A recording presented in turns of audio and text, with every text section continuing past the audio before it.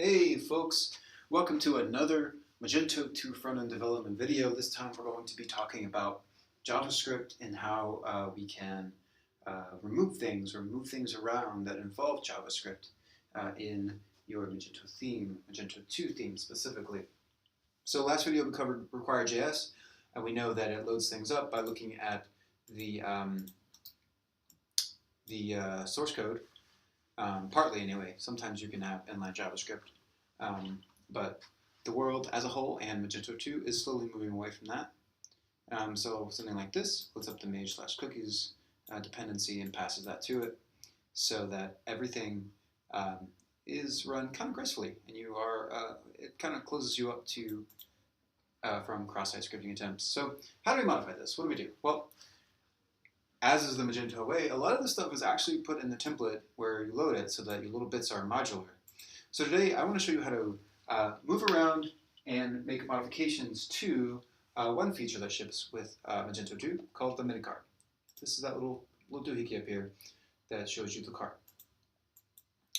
So we're not going to be doing too much with require.js this time. I just want to show you how to mess with it, the way it loads, and shows things, and you can how you can move things around little widgets like this, and without losing full functionality. So what I want to do is, first of all, I want to move this thing up here, keeping the JavaScript functionality. Then I want to cut out ruthlessly the JavaScript functionality of it, and then I want to remove the entire button altogether. So this will take us down from 150 or whatever the dependencies are on the current page to something like 140. Just because the mini cart is kind of a complex feature, has inline JavaScript, and let's just say I don't want to use it for now, so I'm just going to abandon it. So I want to start by just showing you a quick look at what it looks like in the cascade here with mini cart on. 149 requests, 710 KB transfer. That's a lot for a little naked page. So let's just say that my project starts with me removing the CRUD I don't want. And the mini cart is one of them. Even though I think I'd actually like to keep this functionality in a production environment, this is just an example. So where do I start? Well, for me, it's with N98 major run. N98 major run 2 dev template. So autocomplete template hence. This just turns on template hence, which show you exactly what all these blocks are, where they're located. Takes a bit longer to load because it has a hook around every single block that's output to the page. All right, so I want to come here. There's my mini cart. So here it is. It's in front end, Magento, blank, Magento code. Oh, looks like I've already overridden it. Well, that's fine. What I can do here, though, is let me just show you where it's located. So if I hadn't overridden it, you would have seen it in this directory here, because you would have seen it in the, you would have said app code Magento /checkout templates form, templates cart, mini cart, and all that. And that just means it's located in the checkout module of the Magento namespace and the view folder, front end, templates, cart, and then mini cart. And then here's what it looks like by default, the template file. So what you do is you just copy this file into the same path, but that path is going to be a little different in the design folder, which holds your theme. So I'm just going to mess with the default themes here. So the blank theme doesn't have this by default. It's going to be in checkout, so you can override the default module stuff in your themes if you put it in the theme's main directory with the namespace _ module name. So we're going to modify the Magento namespace checkout module. I want to put a template in here, which is, if you remember, in the view folder. Well, we don't have that because the design is always going to have your view files in there. So it's actually just going to be under the templates and cart folder. So it simplifies a little bit of this, but you might have to play with it, figure out where things go, and then Google things all the time with Stack Overflow. Such is the way. But here's what it looks like, and just to show you, I will give you a sense of that this is showing by putting a hello world right here, Let me turn off template hints. They are off. Refresh the page. And where we have this cart button, we should have hello world and that cart button.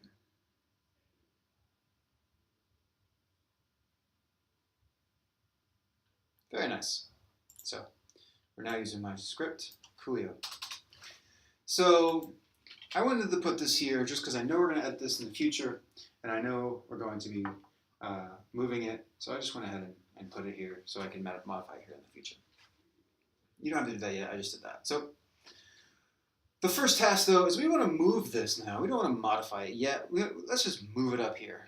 So how do we do that? Well, first we got to figure out where this is defined in the theme. So what I like to do when I look for this kind of stuff, it's kind of hard to get your mind around where Magento defines things, where things should go in a theme. Sometimes they put it in the folder, sometimes they don't. I would say that most of the time they do put it in the module folder where that module is defined. It's good practice. If you find it where they don't do that, send them a pull request to do it, because it's really what they want to do to keep these modules independent. So for the checkout module, we know the minicart module anyways in the checkout module. So what I want to do is I'm just going to search through this directory for minicart. But I want to search specifically, I'm using Atom here, for XML files. So it's going to look for minicart entries in all of the XML files that it can find. Cool. So looks like I want to find something that looks like it would be like a default. There it is, the default layout. Cool. Name equals minicart. All right. Here we go. You can be pretty sure that this is where it is because you see that it's loaded that PHP file, but more importantly, this is the name of it, minicart, and this is the template file. So if you couldn't find it with minicart, say it's named something else, you could find it by searching for minicart.phtml, and that would have been just as valid of a way to search for it. So what we're going to do here is let's move this. So all we need here is we just know that this block is named minicart. That's all we need to know. Right now, they put it specifically after this block, the logo block, which is why it's up here. But we want to move it up here. So what is this up here? Well, we're going to have to figure that out. We're going to have to search for that. There are standard places that these are called, these reference areas, but we're going to pretend we don't know that, and we're going to just search for it. So first, we want to figure out where we're going to put this new configuration. So what I've done is I just like to go into Magento theme layout default head blocks. We know that this is defined in the body because it's it's displayed. It's not something like a CSS file. So what we're going to do, where was I? Here I am. We're going to create this body node, close it off. So we're going to run this reference block. Actually, since we're going to move it, let's just do move. I believe it's name equals minicart 2, and now we need a destination for it. So before we let that sit as in our config and throw up all kinds of errors, what we're going to do is turn on template hits again. I want to search for something in the modules folder that is put in here so I can just figure out where they're putting their things. There are a couple ways to do this, by the way. I'm just going to look for the one that works for me. Whoops, got to refresh. Let me open my inspector again, just in case I need it. Move that off the screen.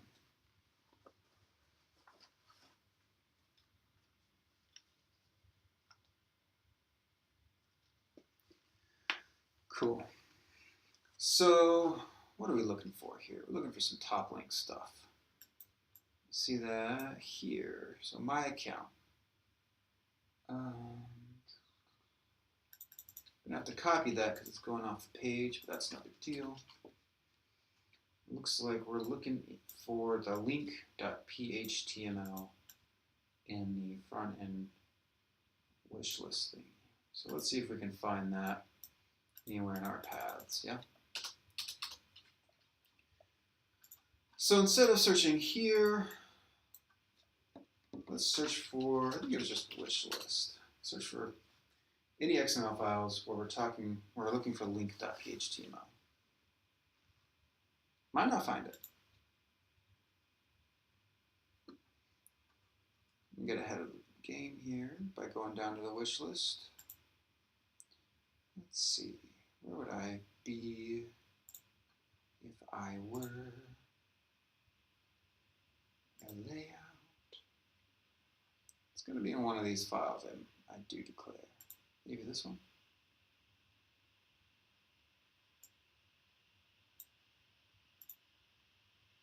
Yeah, didn't find anything. However, I do believe I just found it. So we're looking for the top links.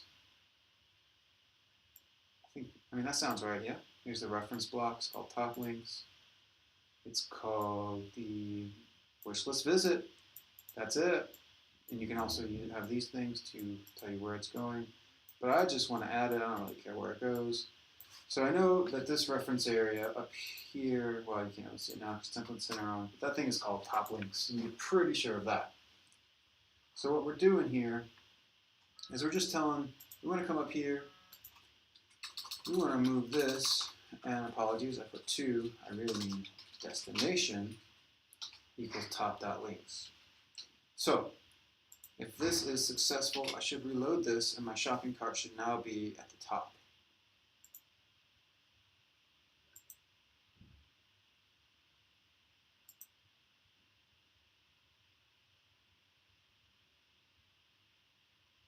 Uh-oh.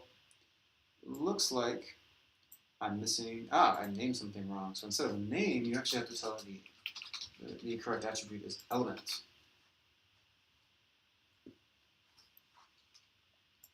Take a second.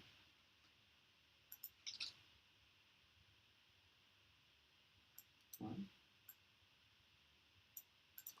need to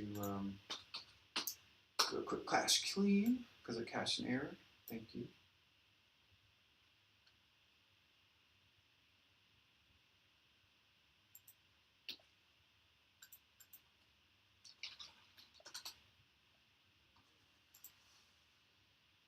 Okay, refreshing.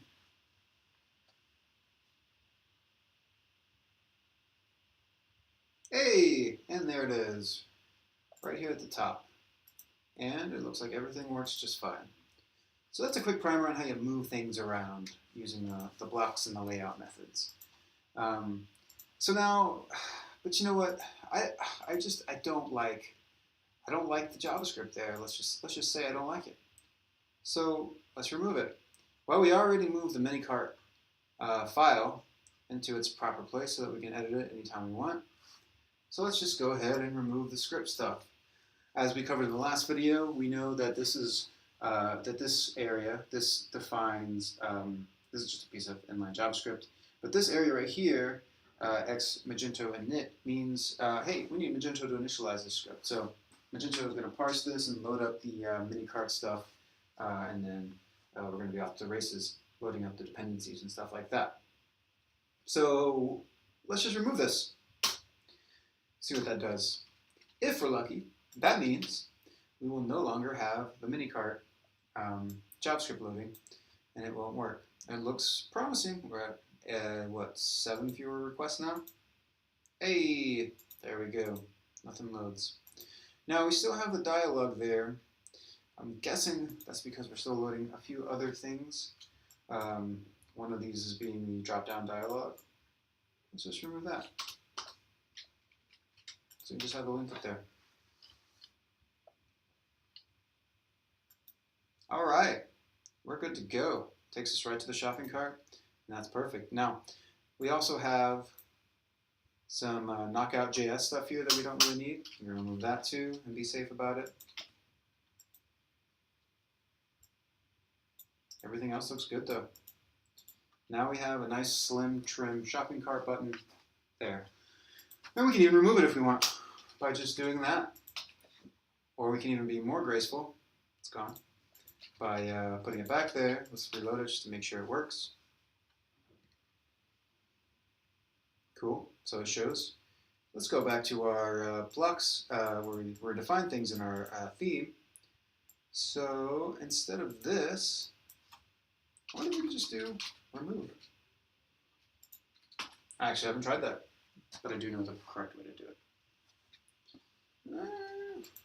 Maybe you have to do that. I'm guessing remove might be for assets in the head, but I'm not sure. Yeah. Well, I know how to do it. If you just do a reference block, element equals that, you go remove equals true. This should remove your block. Looks like I'm in dire need of cache flushing now. Remember, if you're having problems with things that you define here not showing up on your page, it's almost always in Magento a caching issue because it relies heavily on caching.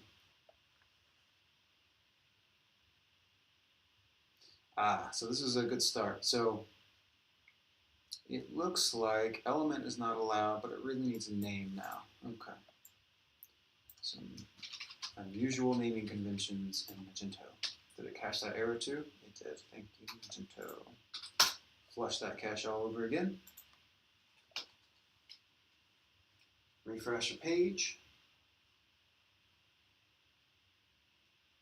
Hey, and it's gone, which is exactly what we wanted.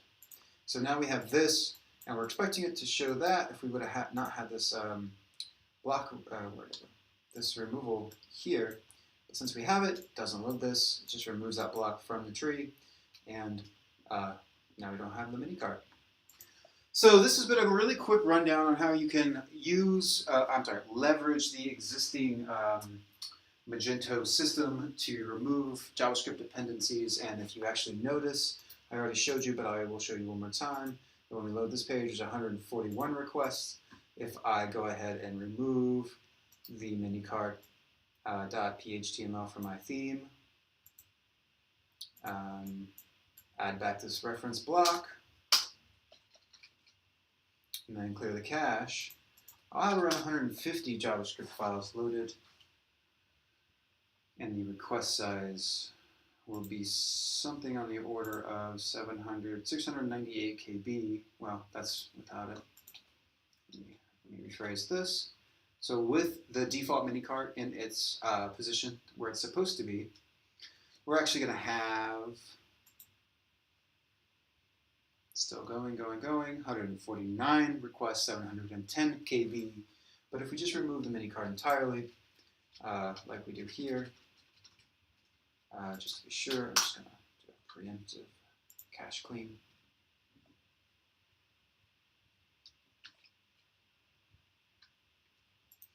Now that it's gone,